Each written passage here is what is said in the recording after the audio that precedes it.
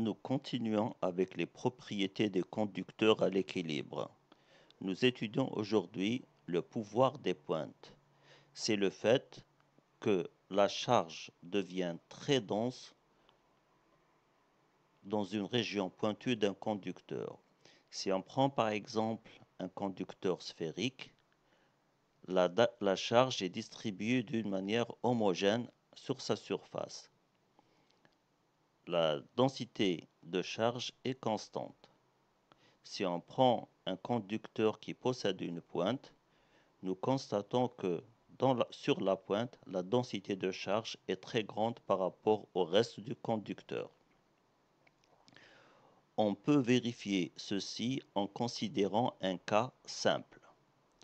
C'est le cas de deux conducteurs sphériques reliés par un fil conducteur très long. Le fait que le fil soit très lent, c'est pour éviter qu'il y ait influence d'un conducteur sur l'autre. Et on peut les considérer comme étant chacun tout seul.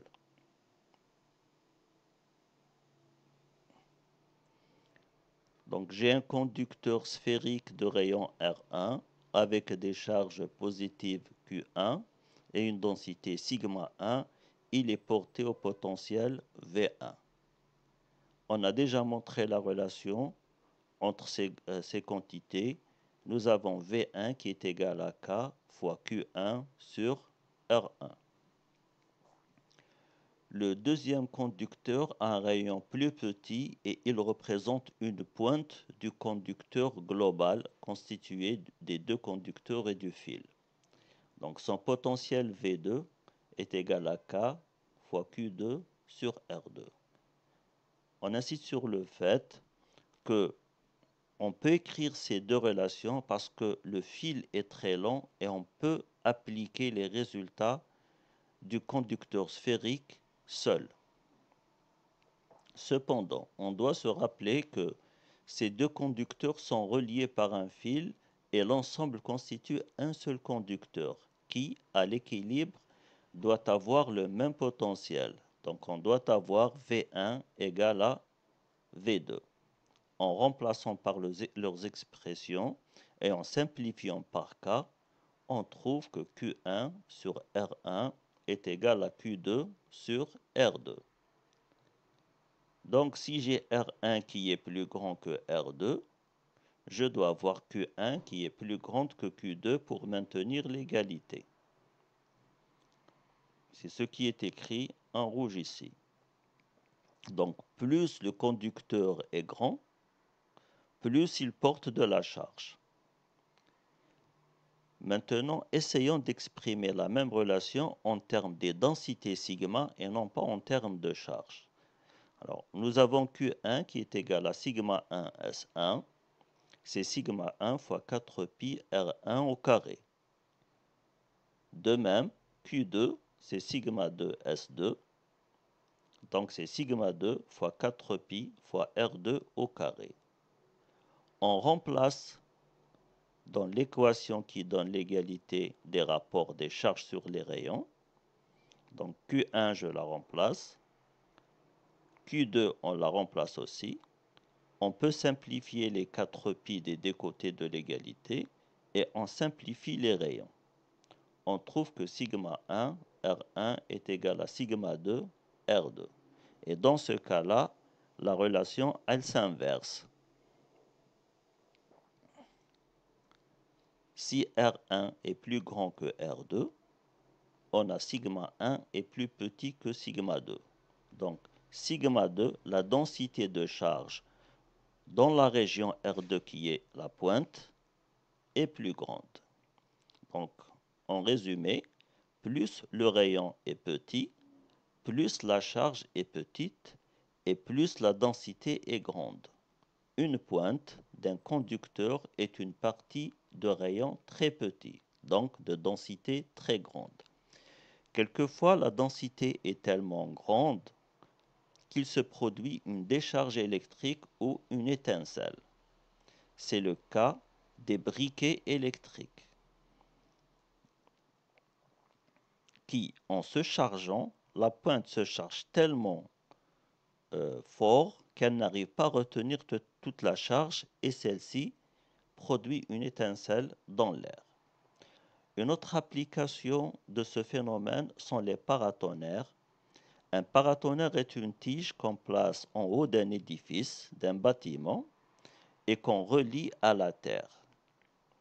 Alors, quand il y a un tonnerre, la charge électrique se dirige directement à cette tige qui représente une pointe de la terre et se décharge dans la terre en évitant le bâtiment.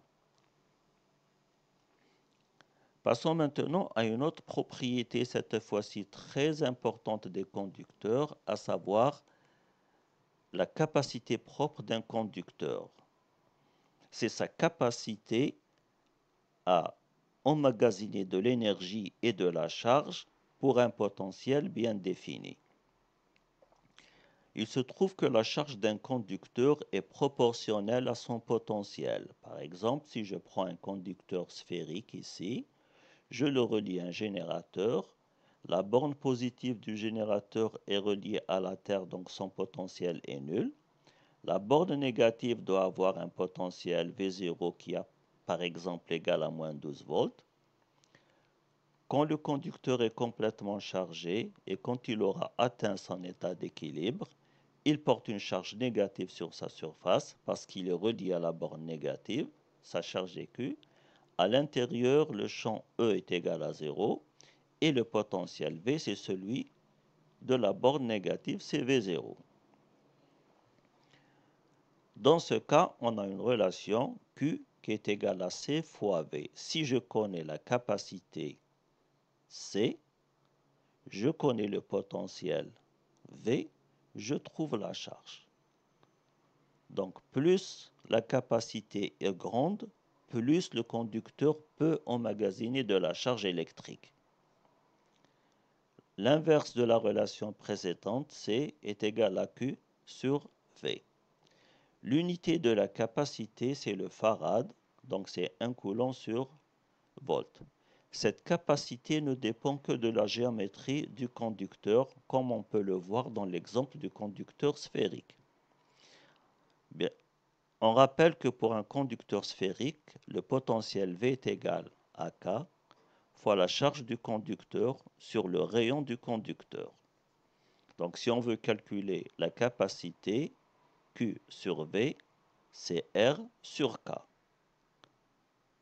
Comme K est égal à 1 sur 4 pi epsilon 0, on trouve que C est égal à 4 pi epsilon 0 fois R pour un conducteur sphérique. Et on voit qu'elle ne dépend que du rayon, c'est-à-dire de la géométrie du conducteur.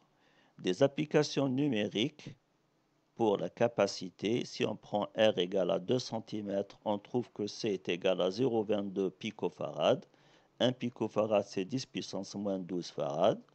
Si on considère que la Terre est un conducteur sphérique de rayon RT de l'ordre de 6400 km, on trouve que la capacité C est de l'ordre de 7,1 10 puissance moins 4 farad.